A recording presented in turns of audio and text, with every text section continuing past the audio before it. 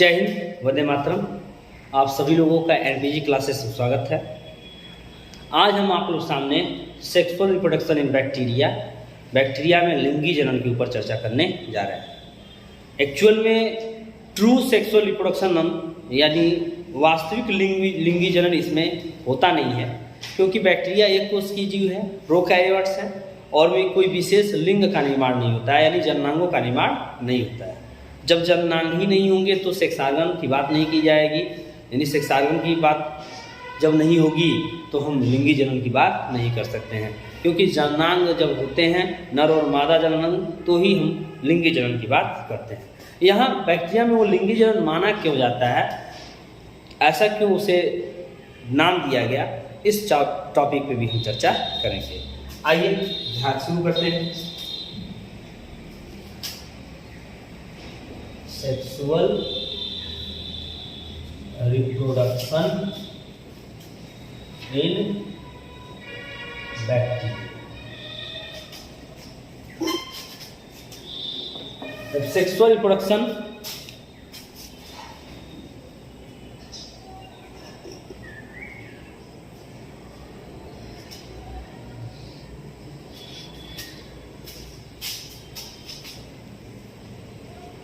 जीवाणु में या जीवाणुओं में लिंगी जनन। जब जीवाणुओं में लिंगी जनन की बात करते हैं, ध्यान दीजिएगा, सेक्सुअल रिप्रोडक्शन की बात करते हैं, तो यहाँ मुख्य रूप से तीन प्रकार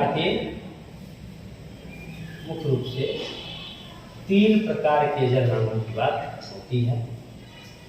पहला तीन प्रकार के यहाँ उदाहरण दिए गए हैं। पहला कॉन्जुगेशन, दूसरा ट्रांसफॉर्मेशन और तीसरा ट्रांसडक्शन।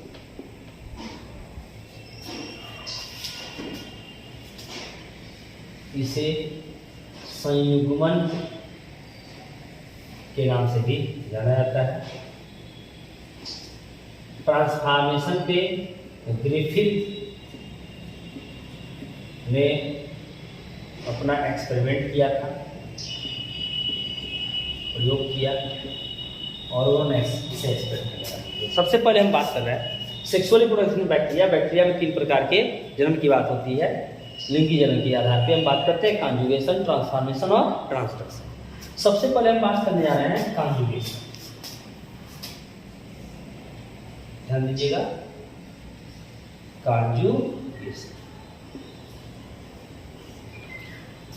कॉन्जुगेशन वह लिंगी जनन प्रक्रिया है जिसमें एक बैक्टीरिया स्ट्रेन को प्लस और दूसरे बैक्टीरिया स्ट्रेन को माइनस के नाम से जानेंगे।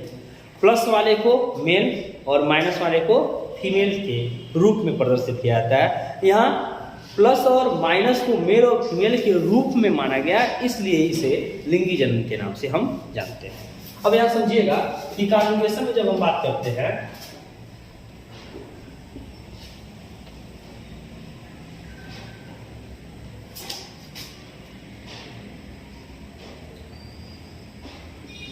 जब जीवाणु के दो स्ट्रेन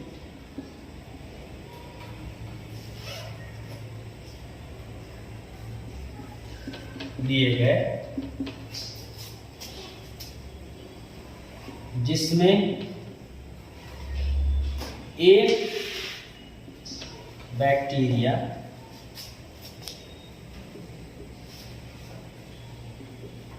के पास फर्टिलिटी फैक्टर F1 मौजूद था, जिसे F फ्लाविड के नाम से भी जानते हैं।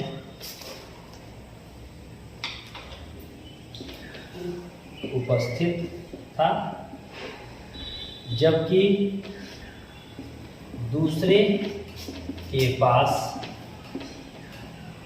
फर्टिलिटी फैक्टर जीन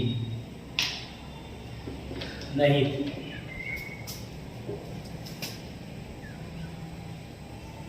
जिस जीवाणु के पास F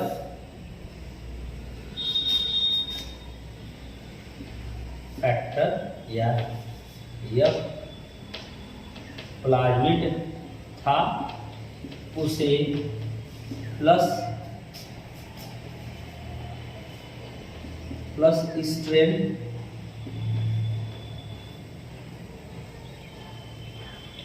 मेल,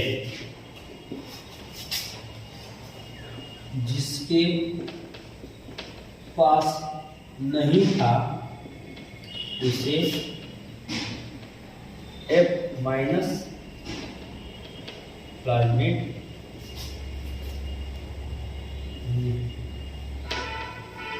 या निगेटिव स्ट्रेन ब्रैकेट में फीमेल के रूप में जाना जाता है। ध्यान दीजिएगा, यहाँ मैंने कहा कि जीवाणु के 2 स्ट्रेन लिए गए, जिसमें एक बैक्टीरिया के पास फर्टिलिटी F1 उपस्थित था, दूसरे के पास ये फैक्टर नहीं था।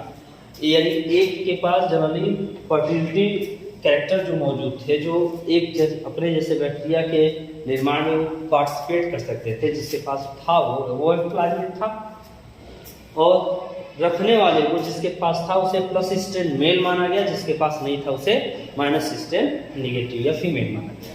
यहाँ जब हम कॉन्जुगेशन की बात करते हैं, ध्यान दीजिएगा, हम इमेज के साथ यहाँ पे आपको रिप्रेजेंटेशन देते हैं, समझा रहे हैं कि एक बैक्टीरियल सेल जिसके पास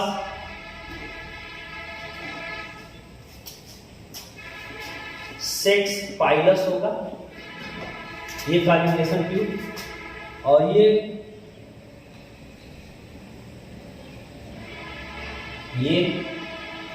क्रोमोजोमल डीएनए, और ये F प्लाज्मिड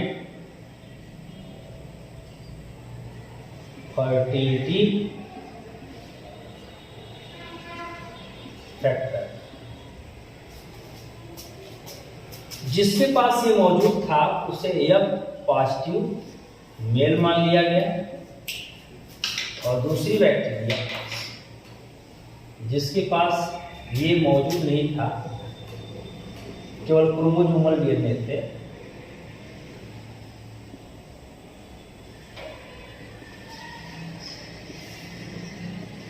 उसे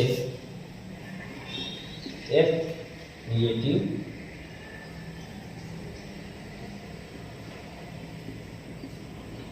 फीमेल मान लिया।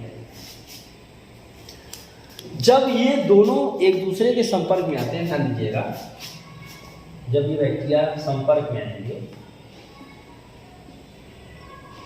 तो सेक्स पाइलस जो होगा दूसरे बैक्टीरिया के साथ जुड़ेगा,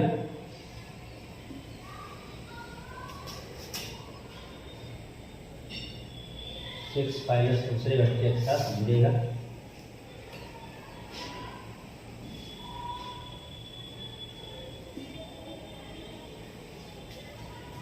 और जुड़ करके एक ट्यूब बनाएगा जिसे कहेंगे कॉन्जुगेशन ट्यूब। ये कॉन्जुगेशन ट्यूब का निर्माण करेगा।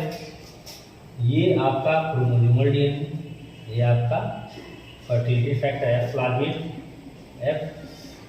प्लाज्मिड, और दूसरे में केवल क्रोमोसोम। अगले स्टेप में होता क्या है कि जनरली जो बैक्टीरियल सेल में फर्टिलिटी फैक्टर F प्लाज्मिड जो मौजूद है,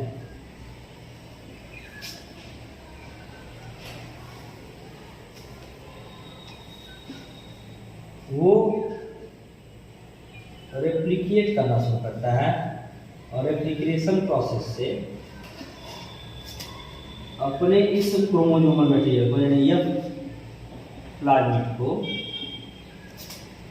F प्लस वाला F निगेटिव यानी फीमेल में भेजता है। फीमेल मिलता है। जब ये क्रोमोसोमल मटेरियल प्लाज्मिड में प्रवेश करता है तो जो पहले बैक्टीरियल डीएनए, जो बैक्टीरियल सेल दिए गए थे, जो जीवाणु कोशिका, उसमें H+ ऑलरेडी मौजूद होता है और जो कॉन्जुगेशन ट्यूब से होकर के गया और नया उसमें F प्लाज्मिड F+ तैयार हो जाता है, तो ये भी F+ की तरह है। ये क्रोमोसोमल मटेरियल फर्टिलिटी फैक्टर जो प्रोवाइड कर रहा है, जो बैक्टीरियल फ्रेगमेंट या स्ट्रेन जो है उसको दे रहा है, उसे हम इसे डोनर के नाम से जानते हैं और दूसरे वाले को हम रेसिपिएंट के नाम से जानते हैं। ये आपका ओल्डर डोनर F+ और ये आपका न्यू डोनर F+ होता है।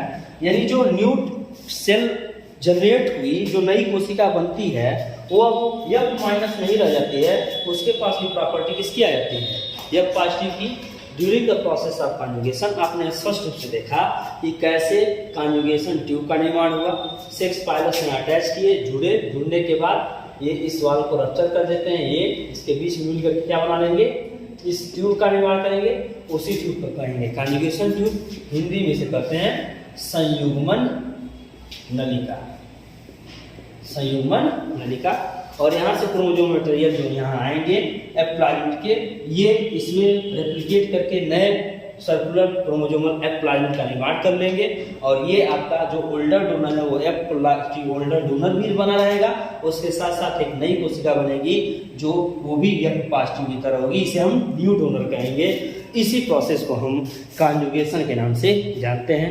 आई होप आपको पूरी बातें समझ में आई होंगी। Thanks to all of you.